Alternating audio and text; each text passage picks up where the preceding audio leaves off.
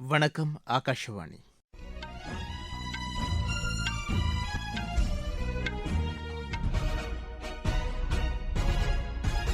செய்திகள் வாசிப்பவர் முகமது. தலைப்புச் செய்திகள். ஆபரேஷன் சிந்தூர் நடவடிக்கையில் இந்திய கடற்படை முக்கிய பங்கு வகித்ததாக பாதுகாப்புத்துறை அமைச்சர் திரு ராஜ்நாத் சிங் தெரிவித்துள்ளார். இந்தியா மியான்மர் இடையே நட்புறவு வலுவடையும் என்று வெளியுறவு அமைச்சர் திரு ஜெய்சங்கர் தெரிவித்துள்ளார். உலக அளவிலான உற்பத்தி மையமாக இந்தியாவை உருவெடுக்க செய்யும் வகையில் நடவடிக்கைகள் மேற்கொள்ளப்பட்டு வருவதாக மத்திய அமைச்சர் திரு கிரிராஜ் சிங் கூறியுள்ளார். உத்தராகண்ட் மாநிலத்தில் நேரிட்ட வெவ்வேறு விபத்துகளில் 11 பேர் உயிரிழந்துள்ளனர். 17 வயதுக்குட்பட்டோருக்கான ஆசிய மல்யுத்த சாம்பியன்ஷிப் போட்டியில் இந்தியா 2 தங்கம், 3 வெள்ளி, 6 வெண்கலப் பதக்கங்களை வென்றது. இனி விரிவான செய்திகள். ஆபரேஷன் சிந்தூர் நடவடிக்கையில் இந்திய கடற்படை முக்கிய பங்கு வகித்ததாக பாதுகாப்புத்துறை அமைச்சர் திரு ராஜ்நாத் சிங் தெரிவித்துள்ளார். லக்னோவில் விமானம் மற்றும் கடற்படையின் அருங்காட்சியகத்தை திறந்து வைத்து அவர் உரையாற்றினார். இந்த நடவடிக்கையின் போது அரபிக்கடல் பகுதியில் இந்திய கடற்படை தயார் நிலையில் வைக்கப்பட்டிருந்ததாகவும் இதன் மூலம் பாகிஸ்தான் கடற்படையின் செயல்பாடுகள் கட்டுப்படுத்தப்பட்டதாகவும் திரு ராஜ்நாத் சிங் கூறினார். இந்நிகழ்ச்சியில் பேசிய கடற்படை தளபதி அட்மிரல் தினேஷ் திரிபாதி, ஆபரேஷன் சிந்தூர் நடவடிக்கை முப்படைகளின் ஒருங்கிணைந்த செயல்பாடுகளுக்கு சிறந்த உதாரணமாக திகழ்கிறது என்று குறிப்பிட்டார். இந்தியா மியான்மர் இடையேயான நட்புறவு வலுவடையும் என்று வெளியுறவு அமைச்சர் திரு ஜெய்சங்கர் தெரிவித்துள்ளார். சமூக வலைதளத்தில் இக்கருத்தை பதிவித்துள்ள அவர், மியான்மர் அதிபரின் இந்திய பயணம் இதற்கு உதவிடும் என்று குறிப்பிட்டுள்ளார். இரு நாடுகளுக்கும் இடையே பல்வேறு துறைகளில் பரஸ்பரம் இருதரப்பு ஒத்துழைப்பு மேம்படும் என்றும் அவர் நம்பிக்கை தெரிவித்துள்ளார். 5 நாள் அரசுமுறை பயணமாக இந்தியா வந்துள்ள மியான்மர் அதிபர் திரு யூ மின் ஆங் ஹ்லைங் பிரதமர் திரு நரேந்திர மோடியை சந்தித்து பேச்சு நடத்துகிறார். நாளை மறுநாள் மும்பை செல்லும் அவர் பல்வேறு தொழில் நிறுவனங்களின் பிரதிநிதிகளுடன் கலந்துரையாடுகிறார். மியான்மர் அதிபராக பொறுப்பேற்றுக் கொண்ட பின் திரு யூ மின் ஆங் ஹ்லைங் இந்தியா வருவது இதுவே முதல் முறையாகும். உற்பத்தி மற்றும் புதுமை கண்டுபிடிப்புகளுக்கான மையமாக இந்தியாவை உருவெடுக்க செய்யும் வகையில் பல்வேறு நடவடிக்கைகள் மேற்கொள்ளப்பட்டு வருவதாக மத்திய ஜவுளித்துறை அமைச்சர் திரு கிரிராஜ் சிங் தெரிவித்துள்ளார். ஆந்திர மாநிலம் விசாகப்பட்டினத்தில் நடைபெற்ற நிகழ்ச்சியில் பேசிய அவர், ஜவுளித்துறையில் ஏராளமான வாய்ப்புகள் உள்ளதாக கூறினார். சுயசார்பு இந்தியா மற்றும் இந்தியாவில் உற்பத்தி செய்வோம் போன்ற திட்டங்களின் கீழ் உள்நாட்டு உற்பத்தியை அதிகரிப்பதற்கான முயற்சிகளுக்கு முன்னுரிமை அளிக்கப்பட்டு வருவதாக அவர் தெரிவித்தார். உற்பத்தி துறையில் உலக அரங்கில் இந்தியாவை முன்னணி நாடாக நிலைநிறுத்துவதற்கான நடவடிக்கைகள் உத்வேகம் பெற்றுள்ளதாக திரு கிரிராஜ் சிங் தெரிவித்தார். நவீன வானிலை கண்காணிப்பு அமைப்புகள் பருவநிலை காலங்களில் விமான சேவையை தடையின்றி மேற்கொள்ள உதவிடும் என்று மத்திய அமைச்சர் திரு ராம்மோகன் நாயுடு தெரிவித்துள்ளார். இது தொடர்பாக சமூக வலைதளத்தில் அவர் வெளியிட்டுள்ள பதிவில், புதுதில்லியில் உள்ள இந்திரா காந்தி சர்வதேச விமான நிலையத்தில் இந்த அமைப்பு நிறுவப்பட்டுள்ளதாக குறிப்பிட்டுள்ளார். இந்த நவீன தொழில்நுட்பம் நாடு முழுவதிலும் உள்ள விமான நிலையங்களுக்கு விரிவுபடுத்துவதன் மூலம் பாதுகாப்பை வலுப்படுத்தி பயணியர் போக்குவரத்து அனுபவத்தை மேம்படுத்த முடியும் என்று அவர் தெரிவித்துள்ளார். அறிவியல், தொழில்நுட்பம் மற்றும் விமான போக்குவரத்து என பல்வேறு துறைகளில் ஒருங்கிணைந்த செயல்பாடுகள் மூலம் மக்களுக்கு சிறப்பான சேவையை வழங்க முடியும் என்பதற்கு இது ஒரு சிறந்த உதாரணமாக உள்ளது என்று திரு ராம்மோகன் நாயுடு தெரிவித்துள்ளார். மத்திய மின்துறை அமைச்சர் திரு மனோகர்லால் இன்று திரிபுரா மாநிலத்திற்கு செல்கிறார். அகர்தலாவில் பிரதமரின் மன் கி பாத் உரையை ஒலிபரப்புவதற்கான நிகழ்ச்சியில் அவர் பங்கேற்கிறார்.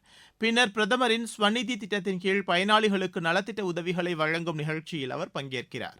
இதையடுத்து அம்மாநிலத்தில் மேற்கொள்ளப்பட்டு வரும் பல்வேறு துறை சார்ந்த வளர்ச்சிப் பணிகள் குறித்த ஆய்வுக் கூட்டத்தில் அமைச்சர் பங்கேற்கிறார். பிரதமர் திரு நரேந்திர மோடி மக்களிடையே மனம் திறந்து பேசும் மன் கி பாத் நிகழ்ச்சி அகில இந்திய வானொலியில் இன்று காலை 11 மணிக்கு ஒலிபரப்பாகிறது. நாட்டில் உள்ள அனைத்து வானொலி நிலையங்களும் இதனை அஞ்சல் செய்யும். பிரதமரின் உரை முடிந்தவுடன் அதன் தமிழாக்கத்தை சென்னை அகில இந்திய வானொலி ஒலிபரப்புகிறது.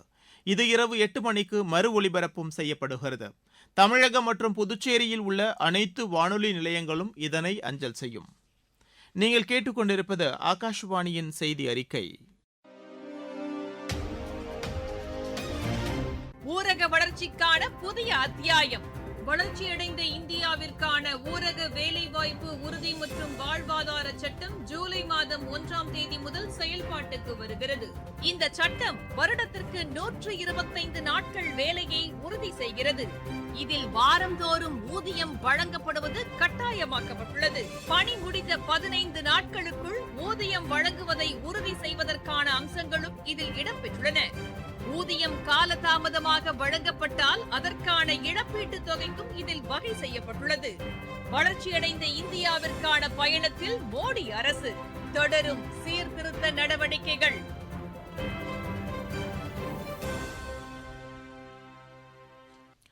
உத்தராகண்ட் மாநிலத்தில் நேரிட்ட வெவ்வேறு விபத்துகளில் 11 பேர் உயிரிழந்தனர். ருத்ரபிரயாக் மலைப்பகுதியில் கார் ஒன்று கட்டுப்பாட்டை இழந்து ஆழமான பள்ளத்தில் கவிழ்ந்து விழுந்த விபத்தில் 3 பேர் உயிரிழந்தனர், 5 பேர் காயமடைந்தனர். சமோலி மாவட்டம் லவானி அருகே இன்று அதிகாலை நேரிட்ட சாலை விபத்தில் 3 பேர் சம்பவ இடத்திலேயே உயிரிழந்தனர். இந்த விபத்தில் காயமடைந்த 3 பேர் ரிஷிகேஷில் உள்ள எய்ம்ஸ் மருத்துவமனையில் சிகிச்சைக்காக அனுமதிக்கப்பட்டுள்ளனர். அல்மோரா மாவட்டத்தின் மலைப்பகுதியில் சென்று கொண்டிருந்த வேன் கட்டுப்பாட்டை இழந்து அருகில் உள்ள பள்ளத்தில் விழுந்து ஏற்பட்ட விபத்தில் 2 பேர் உயிரிழந்ததாக எமது செய்தியாளர் தெரிவிக்கிறார். மேலும் உத்தர்காசி மாவட்டத்தில் கங்கோத்ரி தேசிய நெடுஞ்சாலையில் நேரிட்ட சாலை விபத்தில் 2 பேர் உயிரிழந்ததாகவும் 3 பேர் காயமடைந்ததாகவும் அம்மாவட்ட காவல்துறை தெரிவித்துள்ளது. இதனிடையே கங்கோத்ரி மலைப்பகுதியில் உள்ள ஆற்றில் குளித்துக் கொண்டிருந்த போது ஆற்று நீரில் மூழ்கி ஒரு பெண் உயிரிழந்ததாக அங்கிருந்து வரும் தகவல்கள் தெரிவிக்கின்றன. சிங்கப்பூர் அதிபர் திரு தர்மன் சண்முகசுந்தரமுடனான பேச்சுவார்த்தை ஆக்கப்பூர்வமானதாக இருந்தது என்று பாதுகாப்புத்துறை செயலாளர் திரு ராஜேஷ்குமார் தெரிவித்துள்ளார். இது தொடர்பாக சமூக வலைதளத்தில் அவர் வெளியிட்டுள்ள பதிவில், இந்தியா சிங்கப்பூர் இடையே பாதுகாப்பு உள்ளிட்ட பல்வேறு துறைகளில் பரஸ்பரம் இருதரப்பு உறவுகளை மேலும் வலுப்படுத்துவது குறித்து விவாதித்ததாக கூறியுள்ளார். சிங்கப்பூரில் நடைபெற்று வரும் ஷாங்காய் லா கூட்டத்தின் இடையே இந்த பேச்சுவார்த்தை நடைபெற்றதாக எமது செய்தியாளர் தெரிவிக்கிறார். தென்மேற்கு பருவமழை தொடங்க உள்ள நிலையில் கேரளத்தின் பெரும்பாலான இடங்களில் இன்று மிதமான மழைக்கு வாய்ப்புள்ளதாக வானிலை ஆய்வு மையம் தெரிவித்துள்ளது. திருவனந்தபுரத்தில் பெய்த கனமழை காரணமாக பல்வேறு பகுதிகளில் மழைநீர் சூழ்ந்துள்ளதாகவும் போக்குவரத்தில் பாதிப்பு ஏற்பட்டதாகவும் எமது செய்தியாளர் தெரிவிக்கிறார். இதனிடையே கேரளத்தின் 6 மாவட்டங்களில் ஓரிரு இடங்களில் இன்று கனமழைக்கு வாய்ப்புள்ளதாக வானிலை மையம் தெரிவித்துள்ளது.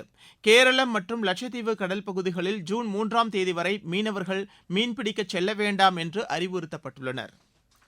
ஆப்கானிஸ்தானில் லோக்மான் மாகாணம் அருகே உள்ள நெடுஞ்சாலையில் நேரிட்ட சாலை விபத்தில் 10 குழந்தைகள் மற்றும் 5 பெண்கள் உட்பட 22 பேர் உயிரிழந்தனர், 35 பேர் காயமடைந்தனர்.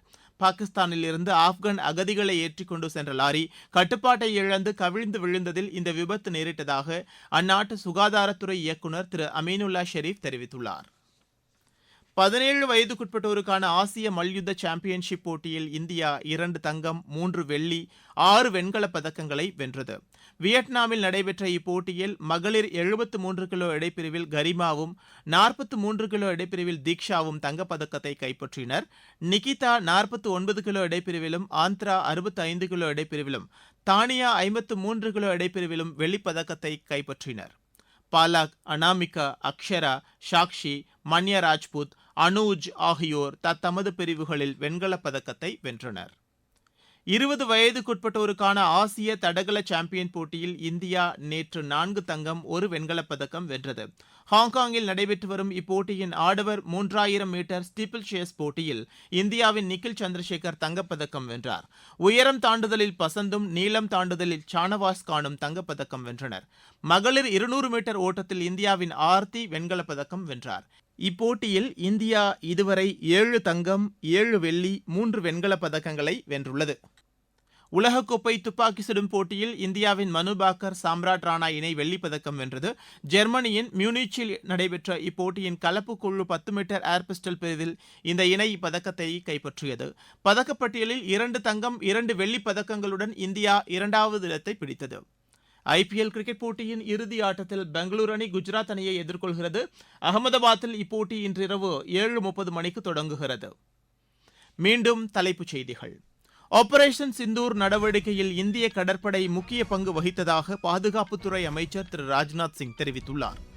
இந்தியா மியான்மர் இடையேயான நட்புறவு வலுவடையும் என்று வெளியுறவு அமைச்சர் திரு ஜெய்சங்கர் தெரிவித்துள்ளார். உலக அளவிலான உற்பத்தி மையமாக இந்தியாவை உருவெடுக்க செய்யும் வகையில் நடவடிக்கைகள் மேற்கொள்ளப்பட்டு வருவதாக மத்திய அமைச்சர் திரு கிரிராஜ் சிங் கூறியுள்ளார். உத்தரகாண்ட் மாநிலத்தில் நேரிட்ட வெவ்வேறு விபத்துகளில் 11 பேர் உயிரிழந்துள்ளனர். 17 வயதுக்குட்பட்டோருக்கான ஆசிய மல்யுத்த சாம்பியன்ஷிப் போட்டியில் இந்தியா 2 தங்கம், 3 வெள்ளி, 6 வெண்கலப் பதக்கங்களை வென்றது. இத்துடன் இந்த செய்தி அறிக்கை நிறைவடைகிறது.